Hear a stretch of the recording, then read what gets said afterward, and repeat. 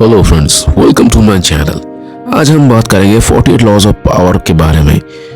इसमें Robert granny कहते हैं, शक्तिहीन होना हम में से किसी को भी पसंद नहीं है। असहाय या आसक्त होने पर हम दुखी हो जाते हैं।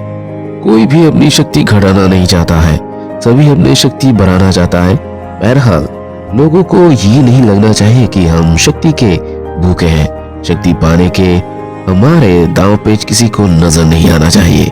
हमें हमेशा न्यायपूर्ण और नेक दिखना चाहिए। इसीलिए हमें शक्ति पाने के सूक्ष्म दांव पेच की जरूरत होती है। सफलता का सूत्र ये है कि चालाक होने के बावजूद हम नेक और प्रजातांत्रिक दिखे। सतत छल कपट का ये खेल शक्ति के उसी खेल की तरह है जो पुराने जमाने के सामंती दरबारों में खेला जाता था। तो रॉबर्ट किंग के सेकेंड लॉ में कहते हैं, never put too much trust in friends, learn how to use enemies. मित्रों से सावधान रहे। मित्र बहुत जल्दी से ईर्ष्या करने लगते हैं, इसलिए वो आपको बहुत जल्दी धोखा भी देंगे।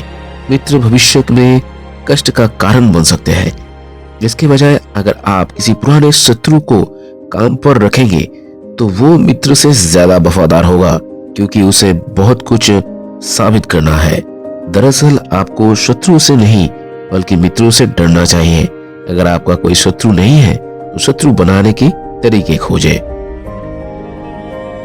दूसरी ओर आपके शत्रु सोने की एक ऐसी अनछुई खान है जिसका दोहन करना आपको सीखना चाहिए।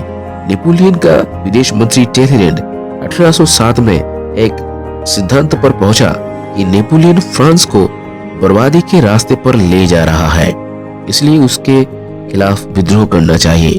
टेलीरेंड सम्राट के खिलाफ षड्यंत्र करने के खतरों को अच्छी तरह जानता था।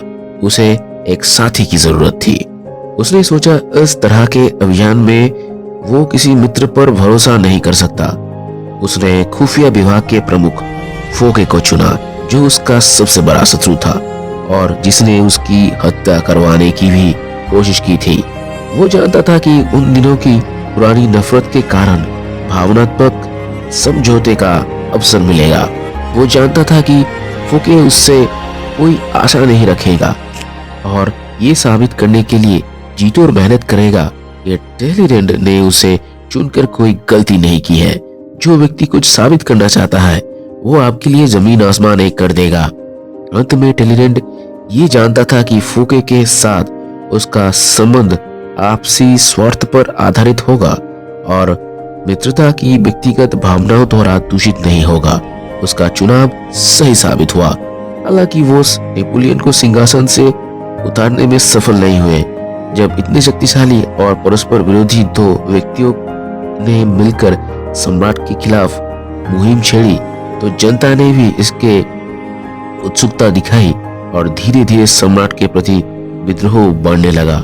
टेलीरेंड और फोके के बीच सुखद कड़ी संबंध बने रहे।